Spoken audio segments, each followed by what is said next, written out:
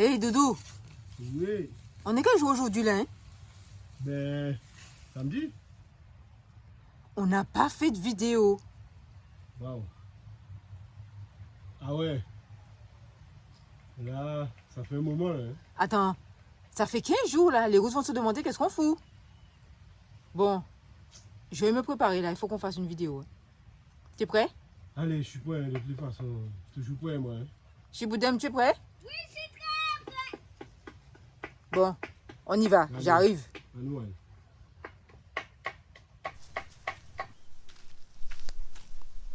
Ah! Eh ben vous êtes là? Depuis le temps que je vous cherche. Je ne savais pas où vous étiez. Qu'est-ce qu'on fait? Afrangandia. Nadak bon. Tout va bien? En forme, mes chéris Doudou Roots? C'est vrai qu'aujourd'hui c'est dimanche. Aujourd'hui au programme, j'ai envie de vous parler de quelques astuces qu'à mon avis, il est bon de connaître lorsqu'on souhaite s'installer sur le continent et plus particulièrement au Bénin. Alors ça vous dit? On en parle tout de suite.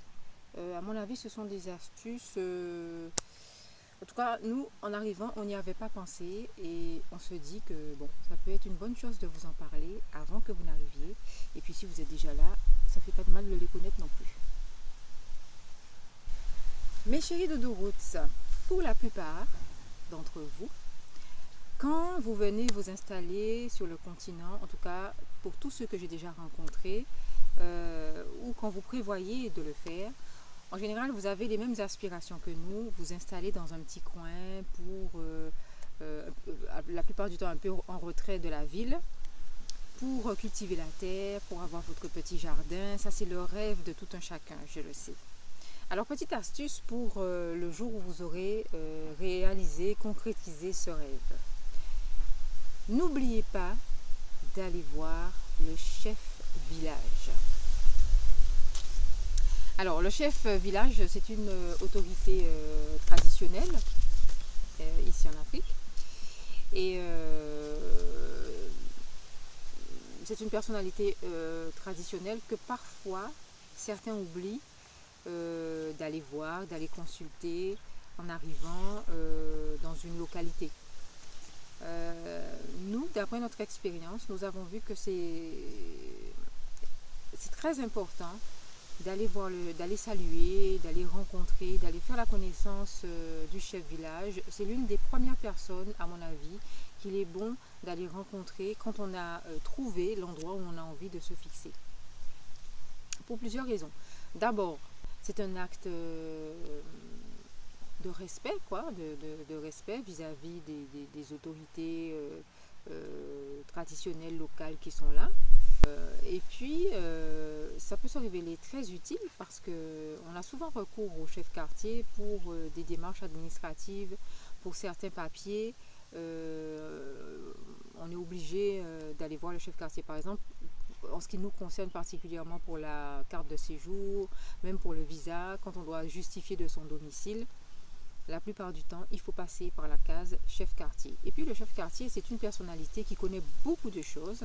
Donc quand on arrive comme ça dans un village, dans un endroit, il est l'une des personnes quand même qui peut renseigner sur voilà, des choses que nous, on peut arriver à ne pas connaître de la localité. C'est une personne intéressante qui peut fournir des informations. Mais même culturellement, c'est intéressant de pouvoir discuter avec le chef village parce que c'est quelqu'un en général qui est une référence et qui connaît beaucoup de choses qui peuvent nous être utiles. Nous, en tout cas, on a eu beaucoup de plaisir à rencontrer notre chef village. Il y a aussi le chef quartier. Et voilà, ce sont des personnes qui sont toujours ravies de recevoir les nouveaux arrivants, de les guider, de donner des conseils. Et voilà, pour éventuellement quelque information que ce soit, c'est toujours bon d'aller les voir avant d'avoir besoin d'eux, quoi. En fait, pour moi, ça fait partie d'un geste de politesse, de bienséance, voilà. Allez voir, pensez à aller voir le chef village, le chef quartier. C'est pas tout le monde qui a forcément ce geste-là. Et de plus en plus, malheureusement, ce sont des autorités qui ont tendance à peut-être être un petit peu délaissées. Mais nous, voilà, on trouve que c'est très enrichissant de côtoyer en général le chef village, le chef quartier et de bénéficier de ses conseils dans plusieurs domaines. Hein. Ok, ça c'est le premier conseil que je vous donnerai qui se révèle très utile à mon avis. Deuxième conseil, mes chers roots. Si vous avez comme plan de venir vous installer sur le continent africain, je pense que ça peut être un conseil qui peut être valable pour beaucoup de destinations, mais à mon avis, surtout en ce qui concerne le continent, soyez habile de vous-même. Si vous n'êtes pas bricoleur, cherchez à apprendre à faire des choses par vous-même. Je ne sais pas moi, ça peut être voilà, réparer votre voiture, apprendre un minimum sur comment on répare sa voiture, savoir voilà, bricoler un minimum à la maison, tenir un marteau, apprendre un petit peu de maçonnerie, un petit peu de menuiserie. Toutes ces choses-là sont des choses extrêmement utiles sur le terrain. D'ailleurs, vous avez remarqué comment le fait que Papa Rousse soit très habile de ses mains, ça nous a, permis d'économiser énormément d'argent. Et deux, ça nous a permis d'esquiver beaucoup de situations qui auraient pu être très compliquées pour nous. Donc, que ce soit homme ou femme, hein, avoir des talents de bricoleur ou au moins des notions, c'est vraiment quelque chose qu'il ne faut pas négliger. Parce que, en la matière, vu la difficulté qu'on a parfois à trouver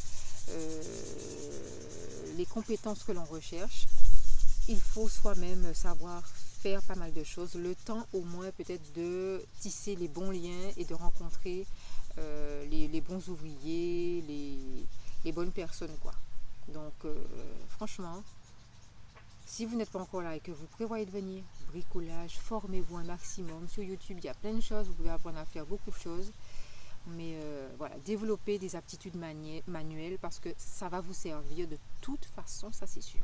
Et ça permet aussi de, même si on n'est pas bon dans une activité, de s'essayer et petit à petit on voit qu'on apprend et qu'on arrive à faire pas mal de choses, quoi. Mais même ceux qui sont à la base pas habiles de leurs mains, chacun peut, c'est quelque chose qui s'apprend, quoi. Hein. Quelque chose qui s'apprend au fur et à mesure, il suffit de la volonté et après on y arrive, quoi. Alors, mettons, là j'ai un camion avec des portes qui s'ouvrent là. Des portes qui s'ouvrent. Il s'appelle le camion. Il roule bien. J'adore le camion. Il y a le ciel. Et aussi il y a les phares de derrière. Chiboudem écrit là, je m'appelle Chiboudem. Là c'est les phares de derrière là aussi. Et devant, voilà les gros phares. 3 phares qui sont là. 1, 2, 3. 1, 2, 3. Donc j'ai un gros camion qui est costaud. Je l'appelle le camion Chiboudem. Troisième chose, mes chers roots. Alors, en général, quand on cherche à s'installer, on pense beaucoup au terrain. Bon, quel endroit? On fait plusieurs voyages, aller-retour, on visite des endroits, on va à gauche et à droite, on cherche des terres fertiles pour planter, on cherche un coin qui soit tranquille pour ceux qui aiment la campagne. Voilà, ça c'est logique et c'est presque systématique. Mais j'aimerais attirer votre attention sur un point très particulier. Quelle est la place du facteur humain dans votre recherche? Pourquoi je vous pose la question? Quand vous allez trouver un terrain, est-ce que vous vous posez la question ou est-ce que vous vous enquêtez à savoir quelles sont les personnes qui vont vous entourer? Quel est l'entourage humain qui va être autour de vous une fois que vous serez installé? Moi, il me semble, et avec l'expérience, je peux vous dire que je constate que c'est aussi important, voire même plus important que le terrain. Parce que si vous avez moi je me dis, hein, on a beau avoir un superbe terrain, imaginons super fertile, avec toutes les qualités qu'on veut pour planter et pour vivre, même le calme, etc. Si l'entourage, parce qu'on est quand même amené à faire du lien avec ceux qui sont autour de nous, on ne peut pas vivre sous cloche, quoi, on ne peut pas vivre complètement isolé de notre entourage. Eh bien, si l'environnement qui est autour de nous n'est pas en adéquation ou qu'on a du mal à s'adapter à cet entourage humain-là, c'est très difficile de pouvoir rester là où on est, ce qui peut même expliquer que parfois certains repartent parce que des fois les relations humaines c'est difficile et pour moi je pense que le facteur humain c'est celui qui est le plus délicat, c'est celui qui est le plus compliqué et c'est le premier qui doit être pris en compte. Quand vous choisirez votre terrain, allez faire un tour, regardez un peu qui habitent dans les parages, essayez de discuter, de rentrer en lien avec les personnes qui sont déjà là. L'idéal, à mon avis, ce serait même de pouvoir habiter le lieu quelque temps avant même d'acheter, de manière à pouvoir prendre le pouls de comment les choses se passent et comment ça fonctionne avec les gens à cet endroit-là, de manière à ce que vous puissiez vous tester et voir est-ce que ça vous plairait vraiment d'habiter là. Est-ce que vous pouvez vraiment créer du lien avec ceux qui sont là et est-ce que vous pouvez vraiment vous adapter. À ne pas oublier le facteur humain, que ce soit pour le business que vous venez, que ce soit pour vous installer, que ce soit quel que soit le domaine ou la raison qui vous amène à vous intéresser au continent africain, n'oubliez pas l'importance du facteur humain, ultra important. Ok? Le facteur humain est vraiment essentiel dans tout. Même des fois pour des personnes qu'on peut rencontrer qui n'ont pas agi correctement avec nous, bon, ça ne sert à rien de rentrer dans des tensions inutiles, quoi. Le mieux, c'est de se retirer et de garder une distance, quoi, mais de ne pas rentrer dans des tensions trop intenses. Pour exemple, quel que soit le problème qu'on peut avoir avec le voisinage, ça ne sert à rien d'aller directement voir les policiers pour se plaindre. Le mieux, c'est d'aller voir le voisinage et de s'expliquer. Et ça nous est arrivé. Et franchement, ça fait du bien. On apprend à se connaître aussi. Les gens apprennent à nous connaître. Et c'est vraiment un plus, quoi. C'est vraiment bien. Et les gens, ils apprécient ça et ils apprennent à nous respecter comme ça, quoi. Alors là, il y a une chose qui est très difficile à faire pour nous en général, mais je suis obligée de vous en parler parce que je vois que ça revient très très souvent, non seulement pour nous-mêmes, mais aussi pour les frères et sœurs qu'on est amenés à rencontrer ici. Tâchez d'être focus. C'est pas évident. C'est pas évident. Quand on arrive, on se rend compte, même avant d'arriver, on se rend compte que sur le continent, il y a énormément d'opportunités. On a 10 000 idées, le cerveau tourne à 100 000 à l'heure, on ne dort même pas la nuit tellement on réfléchit et on voit toutes les opportunités, toutes les capacités qu'on a, toutes les possibilités. Ça a son bon et ça a son mauvais côté aussi. Restez focus parce qu'on peut vite se disperser et puis quand on vient s'installer, on a besoin d'être efficace parce que l'argent ne tombe pas d'un cocotier ou d'un manguier ou d'un oranger qui serait à proximité. Vous le savez très bien. Donc, il faut faire très attention pour ne pas être pris au dépourvu, pour ne pas se retrouver à sec, parce que tout simplement, on a été par-ci, par-là.